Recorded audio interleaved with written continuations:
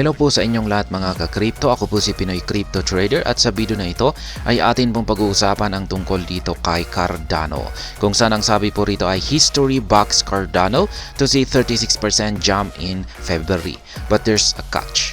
Kaya ayan, base daw po sa historical data or performances ni Cardano ay mukhang magkakaroon ng 36% na paglago ang market price ni Cardano ngayong paparating na buwan ng February.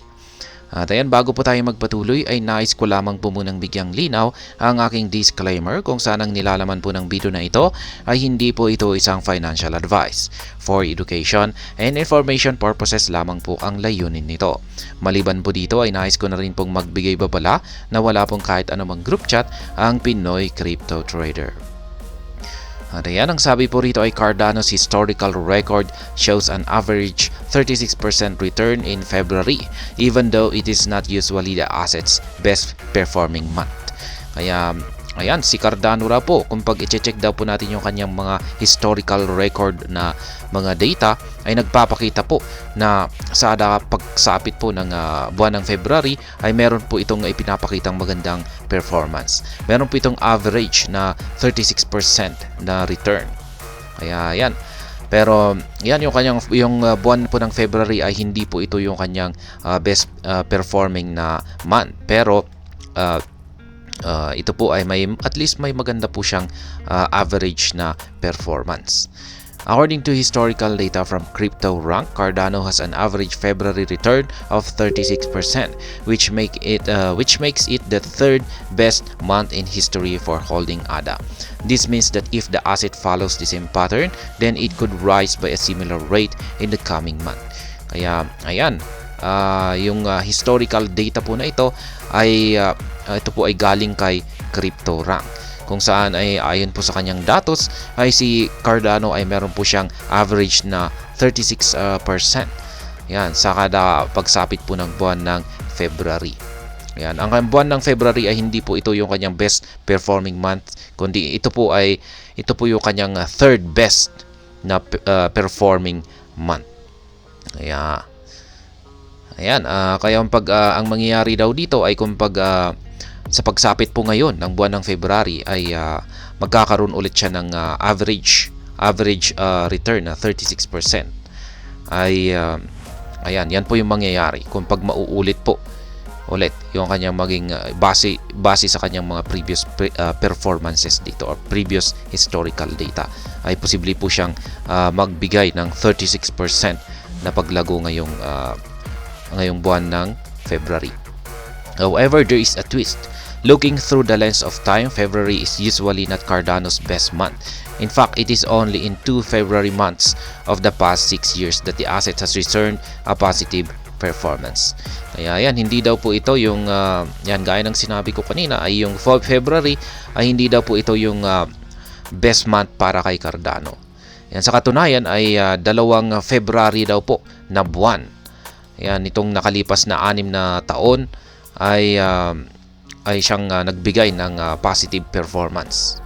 Kaya ayan, 6 na taon po yan na kada pagsapit ng buwan ng February ay nagbibigay po siya ng positive gain. Nonetheless, these returns of 12% in February 2019 and a whooping 277% in February 2021 mean Cardano has an average favorable return for the month under consideration.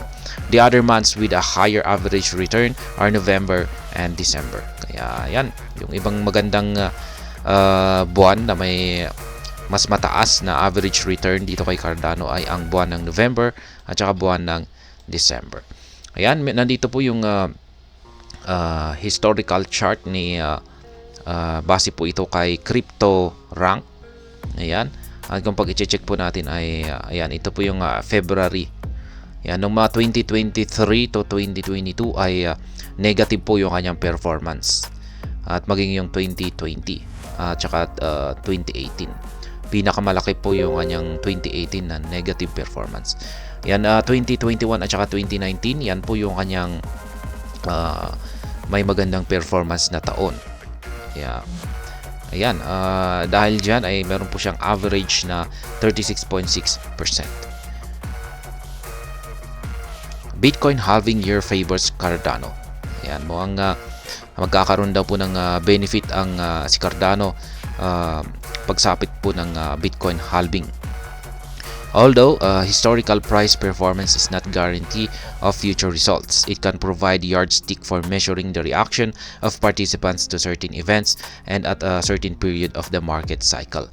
For example, Bitcoin historically rally in a halving year, and the year afterward typically leads to a favorable return for other crypto assets. Based on this indicator, the price of Cardano could perform well in 2024 during the last halving year in 2020. The historical chart above reveals that Cardano or ADA had 7 months of positive returns. Aside from a single-digit gain in the last month of 2020, the asset posted double-digit returns for its best months. In fact, 84% return recorded in November of the same year is the fourth highest on record for the asset since then. At the time of writing, Cardano trades at 0.49 or 49 cents, having struggled to get off at the right foot since the start of January. Evidently, time will reveal whether the decline continues, even though history hints that the current consolidation may be a calm before the storm.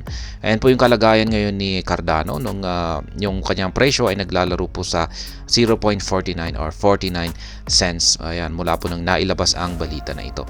Siya po ay nahihirapan na makaalis sa presyong ito. Ayan, simula pa ng buwan ng January. Pero ayan, sana ay pagsapit po ng buwan ng February ay makakaalis na po siya sa presyong kanyang ginagalawan ngayon. At ayan, kung mauulit yung kanyang previous historical data mula base kay CryptoRank, ay posibleng magkaroon ito ng 36% na paglago sa kanyang presyo. At ayan, hanggang dito na lamang po tayo sa video na ito. Sana po ay inyong nagustuhan ang aking paliwanag dito. Kung inyo po itong nagustuhan ay pakiclick lamang po ang like button nito. Para naman po sa mga bago lamang dito, kayo po ay aking inaanyayahan para mag-subscribe.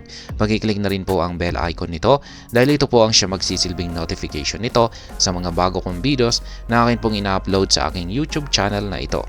Marami pong salamat sa panonood. Ingat po tayo lagi at God bless po sa ating lahat.